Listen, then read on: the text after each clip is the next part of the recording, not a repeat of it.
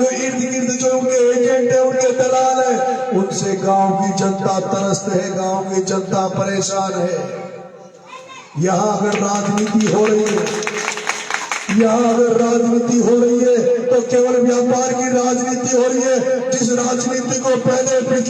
पिछले 50 साल पहले सेवा का साधन माना जाता था, जिस राजनीति में लोग इसलिए आते थे कि राजनीति में आके जनता की सेवा करेंगे, लेकिन आज की तारीख में, आज के इस वर्ष में राजनीति को धंधा बना लिया, राजनीति को पैसा कमाने का कारोबार बना लिया और पूरी राजनीति छबड़ा छिपा विरोध की जनता की राजनीति नहीं रही। गिनती के 4-5 लोगों की मुट्ठी में राजनीति आ गई, 4-5 लोगों के इर्द गिर्द राजनीति घूम रही है। अगर यहाँ की जनता जनार्दन, यहाँ के लोग अगर यहाँ के विधायक से, यहाँ के मंत्री से मिलना चाहते हैं, काम कराना चाहते हैं, तो उनको पहले अपने इलाके में उनके एजेंट ढूंढने पड़ते हैं, उनको अपने इलाके में दलाल ढूंढने पड़ते हैं, उसके बाद नेता मिलते हैं और नेता शकल देख के काम करते हैं। जो जितना अमीर है, जितना पैसे वाला है, जो जितना उनके काम का है,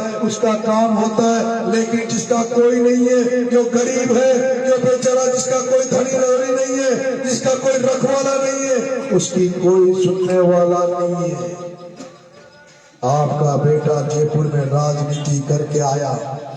और जयपुर में राजनीति करके आया, वहां जयपुर में भी आपके बेटे ने किसानों के बच्चों को, गांव से आने वाले बच्चों को एक नई परिपति सिखाई, एक नई राजनीति सिखाई। और आपके बेटे ने जयपुर में भी गांव गरीब के बच्चों के लिए, उनके हकों की लड़ाई के लिए कई मुकदमे खाए, कई बार जेल गया। और जब आपका बेटा आपके छबड़ा छिपा विरोध में आपके बीच में काम करने आया, तो मैंने देखा चारों तरफ समस्या ही समस्या है, हर घर में समस्या है, हर व्यक्ति समस्याओं से जूझ रहा है, समस्याओं से लड़ रहा है। छिपा विरोध में जब स्वास्थ्य के लिए डॉक्टरों के पास जाते हैं, जब इलाज कराने जाते हैं, तो जो सरकारी हॉस्पिटल है उसमें मात्र 20 बेड है,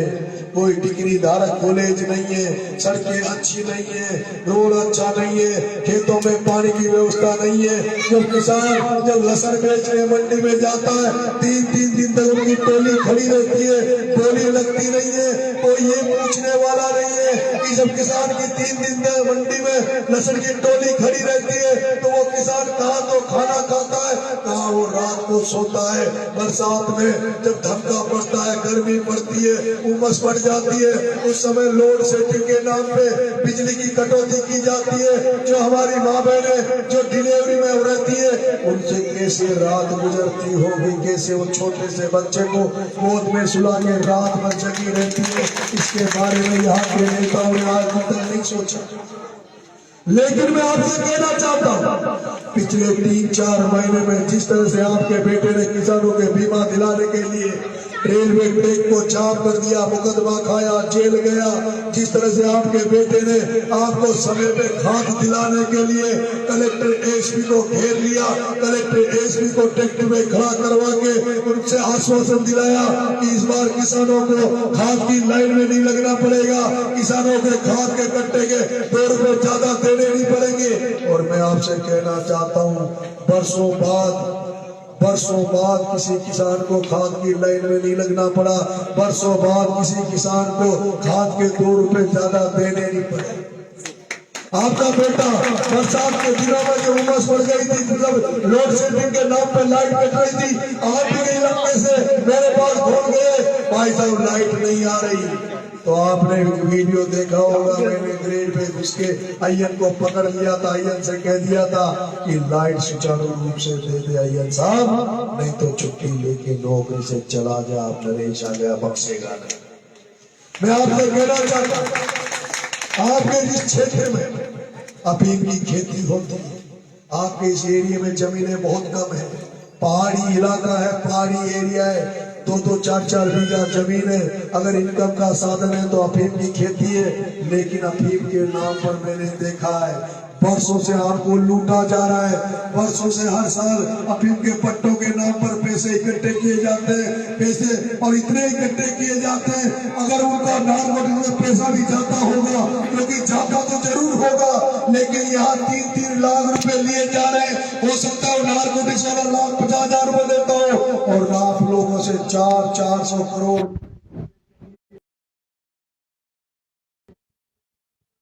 की खेती करने के बाद झूठे मुकदमों में 29 की कार्रवाई करके निर्दोष लोगों को जेल में डाला जाता है। मुकदमे में 10 लोगों को, 15 लोगों को, 20 लोगों को मुलजिम बनाया जाता है। जो पैसा दे देता है उसको छोड़ दिया जाता है, जो पैसा नहीं देते उनको 14 साल की सजा देकर जेल में डाल दिया जाता है। आपका बेटा नरेश मीणा चुनाव लड़ रहा है। अगर नरेश मीणा को आपने मतदान किया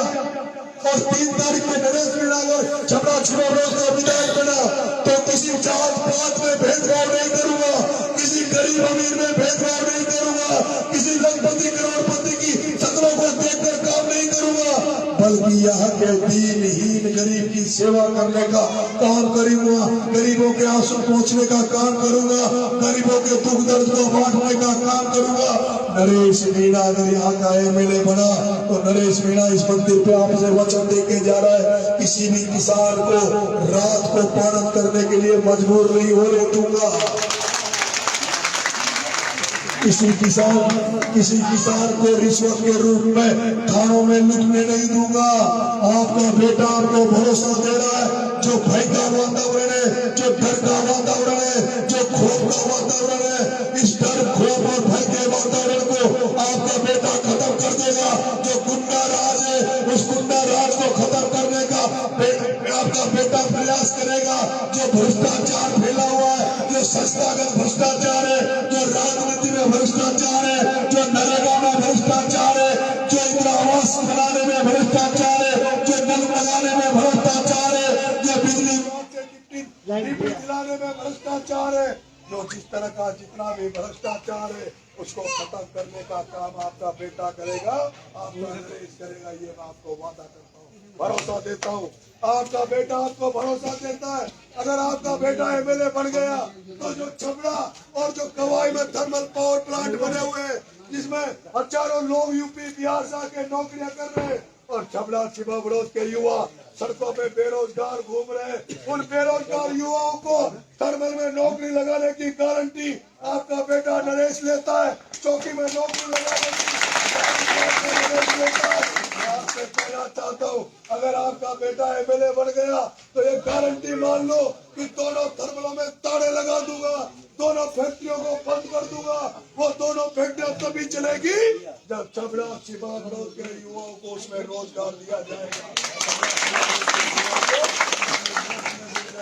मैं आपको आश्वस्त कर देना चाहता हूँ, किसानों को दुख दर्द के लिए ही नरेश मीणा है। एक किसान का बेटा है, एक गांव में पल भर के बड़ा हुआ है, गांव के दुख दर्द को समझता है, ग्रामीण एरिया के दुख दर्द को समझता है, ग्रामीण एरिया के बारे में जानता है। इसलिए एक बार मौका दे दो। आपने 70 साल से जिनको मौका दिया, उनको मौका देने के बाद भी अगर आपकी भलाई नहीं हुई तो एक बार ये सोच के मौका दे दो कि 70 साल से आपका वोट जब गड्ढे में पड़ रहा था, तो एक बार नरेश को भी वोट गड्ढे में डाल के देख लो। हो सकता है आपका ये वोट इस बार इस हाड़ौती की राजनीति को बदल दे, आपके क्षेत्र की स्थिति को बदल दे, आपके खेतों की दशा को बदल दे। इस आशा के साथ आपसे वोट मांग रहा हूँ, कोशिश कर रहा हूँ कि आपका आशीर्वाद, आपका समर्थन आपके बेटों को मिलेगा। इसी आशा और इसी उम्मीद के साथ आपके बीच में वोट मांग रहा हूँ। दूसरा, यहाँ पर काकर समाज, यहाँ पर लोधा समाज, यहाँ पर गुर्जर समाज, यहाँ पर मीणा समाज, यहाँ पर ब्राह्मण समाज, यहाँ पर माली समाज, यहाँ पर जिनकी संख्या बहुत ज्यादा है, जो बंजारा समाज है, जिनकी संख्या बहुत ज्यादा है, वो लोग ये सोचते हैं कि कभी हमें भी एमएलए बनने का मौका है, कभी हमें भी प्रमुख बनने का मौका है, लेकिन उनको मौके जब तक नहीं मिलेंगे तब तक आप कांग्रेस बीजेपी को जिताते रहोगे। मैं खुला कह रहा हूँ, अगर किसी को नरेश मीणा पसंद नहीं आए तो उपेंद्र शर्मा को वोट दे देना, अगर उपेंद्र को पसंद नहीं आए तो चेन्नई ठाकुर को दे देना, लेकिन ये कांग्रेस बीजेपी को हरा के भगा दो। जब तक आप कांग्रेस बीजेपी को नहीं हराओगे, जब तक आप कांग्रेस बीजेपी को करते रहोगे, तब तक राजनीति में बदलाव आने वाला नहीं है। जब तक राजनीति में बदलाव नहीं आएगा, जब तक कांग्रेस बीजेपी को नहीं हराओगे, जब तक किसानों के बेटों को पार्टियां टिकट नहीं देगी, क्योंकि जिस तरह से नरेश मीणा के साथ राजनीतिक हत्या करने के प्रयास इस राजस्थान की राजनीति में होते हैं, उसी तरह से आप ही के इलाके में उपेंद्र शर्मा के साथ भी राजनीतिक षड्यंत्र किए गए। 2 बार प्रधानमंत्री का नंबर आया, 1 बार जिला प्रमुख का नंबर आया, और जिस प्रताप सिंह सिंघवी को आप